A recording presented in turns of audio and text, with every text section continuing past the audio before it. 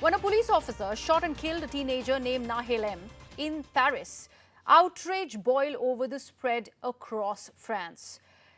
A tragedy that has sparked destructive nights and revived a heated debate about discrimination and policing in low-income, multi-ethnic communities. His killing is now a rallying call in a similar way that George Floyd's murder was by the police in Minneapolis in 2020, and that had in fact also sparked widespread unrest over the police use of force, particularly against the minorities. Now, Interior Minister Gerald Damian has said that the average age of the 3,000 people arrested over the past week was just 17. Mayor Vincent Jeanbrun has led the march along with other right-wing mayors and officials who later gave a speech denouncing an attack on democracy.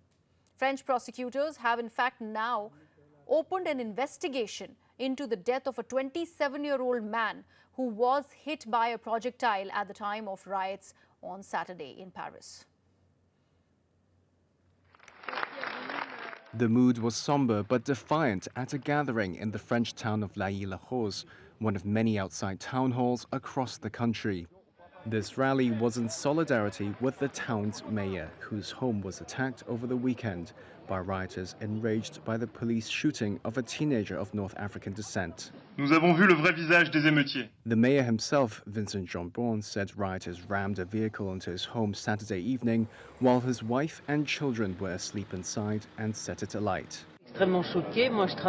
This woman who works in Lailly-la-Rose said she found the violence inexplicable in what she thought was an extremely calm town with very civic people. This man said the death of Nahel, the teen shot by police, was inexcusable, but he didn't see the connection with attacking the mayor and said there was a general feeling of disproportion with what happened. Tension appears to have ebbed across the nation with fewer arrests on Monday compared to previous days of riots that were triggered by the fatal police shooting of Nahel M last week. The incident tapped into a deep vein of resentment towards police and what some Muslim communities of North African descent say is a long history of racial profiling, and sparked days of riots that left behind torched cars and looted stores and properties owned by the state. However, rather than focus on race, far-left and far-right lawmakers on Monday blamed failures in government policies for the riots. Prime Minister Elizabeth Bourne acknowledged some soul-searching should happen for the administration, but that will only come after order is restored. The crisis brings up numerous questions, and the different parliamentary group presidents had the opportunity to speak about these topics. But I think we'll have the opportunity to meet again, to pursue and to go deeper in these conversations. In any case, today our priority is to ensure the return of Republican order with the kind of order maintained tonight and with a strong criminal response. French President Emmanuel Macron has postponed a state visit to Germany to deal with the crisis. He's set to speak to more than 220 mayors on Tuesday of towns and cities that were affected by the riots. Let me now bring in my guest on this live stream, Mr. Berzin Wagmar from the SOAS University in London. Mr. Wagmar, thank you so much for joining us and being a part of this important conversation. What do you think has led to these kind of protests, and why are they still continuing? What has really got the society in France so angsty? First things first, that needs to be pointed out is that social media has played a disproportionately debilitating role in all this, particularly TikTok and Snapchat. And several authorities across France for the last 2 days have been asking the government to clamp down on the internet traffic for this, because there is every evidence to show now that TikTok, a Chinese app, is actually helping these rioters and nihilists to go and attack shops and establishments, telling them, directing them where to go and do the mayhem as such. That needs to be pointed out, and it tells you something about what TikTok really can do and its pernicious effects everywhere. Putting aside this social media aspect, that's just a symptom. The entire French Fifth Republic is undergoing an existential crisis for a variety of reasons. But President Macron has been dithering and has been Janus-faced in his attitude. Okay. On the second night of rioting, he was at an Elton John concert. Although he's postponed his state trip to Germany. Then at the same time, once the problem occurred after the shooting, he came down heavily on law enforcement, chiding them for their brutality, which led to a backlash from the centrist and right parties that you are undermining the political process and legal custodians of the state, and quite rightly so. And then he went and blamed the suburban immigrants and the lumpen elements who have gone out and created this rioting, arson, and violence. So he doesn't seem to show a coherent response in any of this. Partly this has to also do with the French state, historically speaking. By that, I mean that the French executive has immense powers vested in it as a republican monarchy, but at the same time, it is unresponsive to public sentiments and doesn't know how to factor that in and how to deal with them. That is a glaring aspect of the French system. Also, historically speaking, the French have what is called colorblind egalitarianism, and what is the French version of secularism, laïcité, as they have known it since the Republic's inception.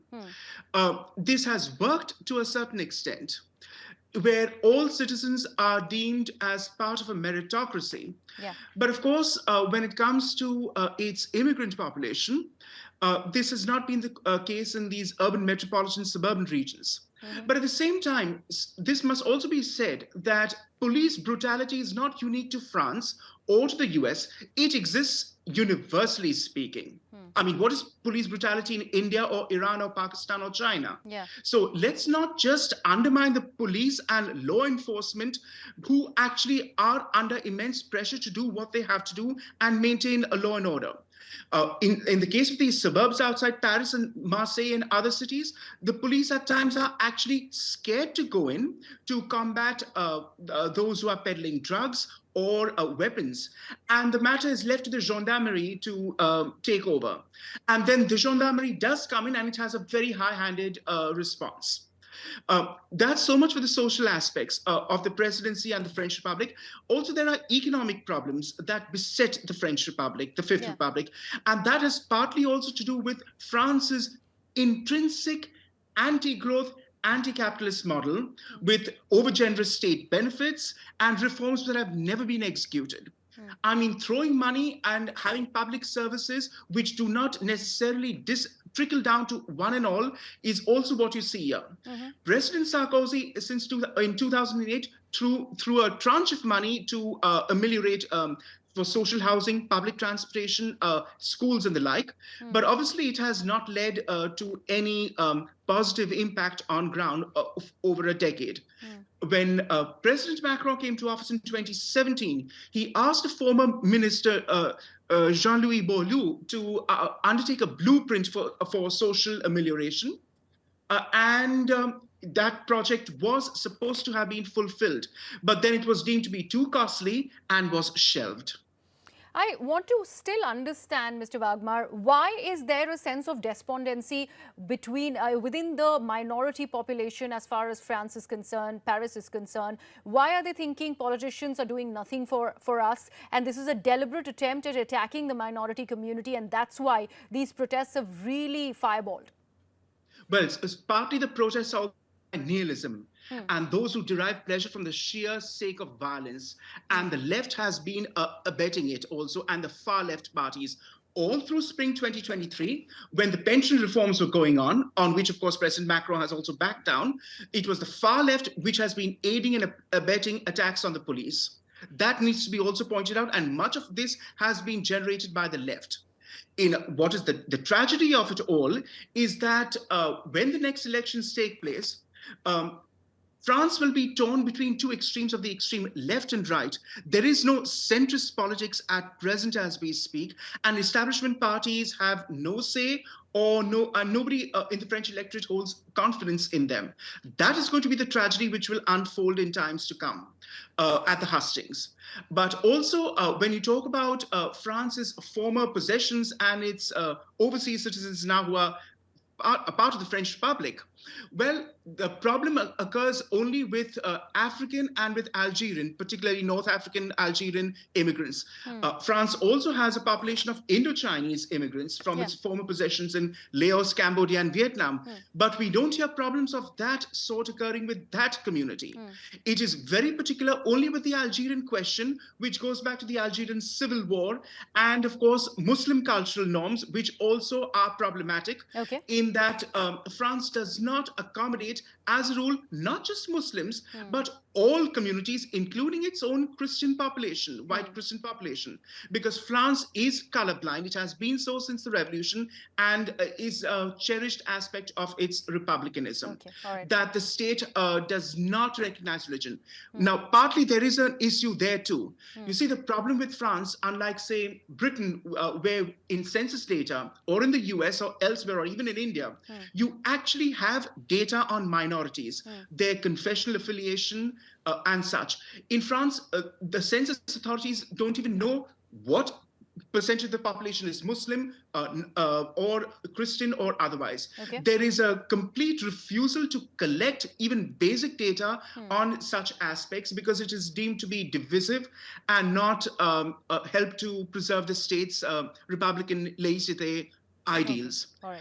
Some of that will have to be tinkered in the future because France will need to understand its new population, its non-white population, and you need basic empirical data to understand what is happening for undertaking Absolutely. social programs as such. Absolutely. And so far, that has been steadfastly refused by French authorities. Okay. And that will need to be looked into in times to come.